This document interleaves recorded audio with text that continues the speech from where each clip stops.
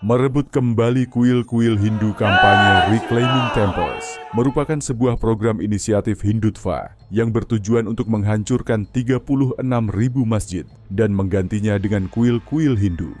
Beberapa masjid penting saat ini menjadi target, termasuk Masjid Shahi Jama di Sambhal, Masjid Ajmer, Masjid Gyanvapi, Masjid Eidgah di Mathura, dan Kompleks Kamal Maula di Madhya Pradesh.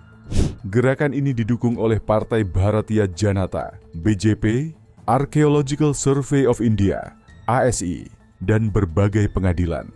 Selain itu, semakin banyak yang mengajukan petisi yang mempertanyakan status masjid-masjid ini ke pengadilan, meskipun ada Undang-Undang Tempat Ibadah tahun 1991 yang dirancang untuk mempertahankan status situs-situs ibadah seperti pada tanggal 15 Agustus 1947. ASI ditugaskan untuk melakukan penelitian untuk menyelidiki klaim bahwa kuil-kuil Hindu berada di bawah masjid-masjid ini. Salah satu klaim yang muncul adalah mengenai situs Muslim yang populer, Haji Malang. Haji Malang dinamai sesuai dengan nama seorang wali sufi, Haji Abdul Rahman, yang tiba di India pada abad ke-12.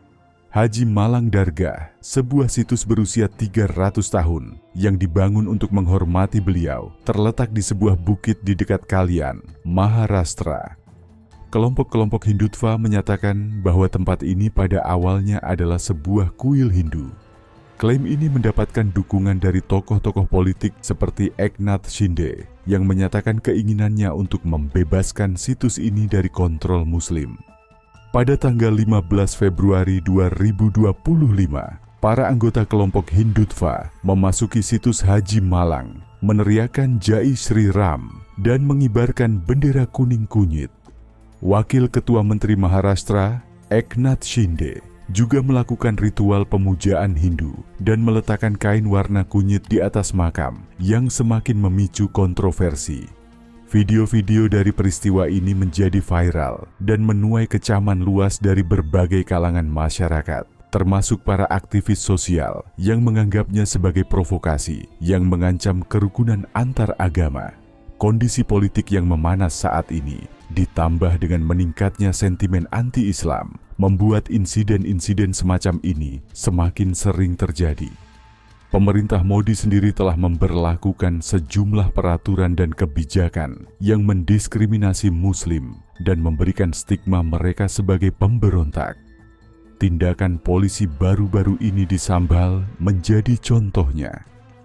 Untuk memahami kondisi ini lebih lanjut, tautan tersedia dalam deskripsi. Laporan-laporan menunjukkan bahwa pemerintah Modi memberikan perlindungan kepada kelompok-kelompok Hindutva yang terlibat dalam serangan sistematis terhadap Muslim untuk kepentingan politik. Kampanye Reclaiming Temples menimbulkan berbagai permasalahan hukum yang signifikan bagi umat Islam untuk melindungi masjid-masjid mereka dari kelompok Hindutva. Selain semua masalah yang disebutkan di atas yang ditimbulkan oleh pengadilan, Archaeological Survey of India, ASI, dan polisi, ancaman lain yang signifikan terhadap masjid adalah RUU Amandemen Wakaf. RUU Amandemen Wakaf memiliki dampak yang besar terhadap kampanye Reclaiming Temples, khususnya mengenai status hukum serta pengelolaan masjid dan properti wakaf. RUU yang diusulkan menimbulkan ancaman yang cukup besar terhadap perlindungan hukum yang secara turun-temurun diberikan kepada masjid dan properti wakaf, sehingga berpotensi memudahkan tujuan kampanye Reclaiming Temples dan memperburuk ketegangan komunal di India.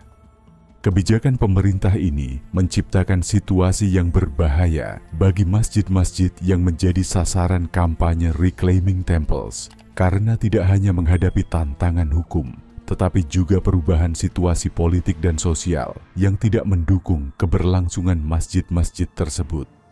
Muslim India mendapati diri mereka semakin tidak berdaya untuk mempertahankan hak-hak mereka melawan hukum, polisi, tindakan pemerintah, dan sentimen publik. Mungkin sudah saatnya bagi komunitas Muslim global untuk menyadari tanggung jawab mereka dan melakukan tindakan sebelum terlambat.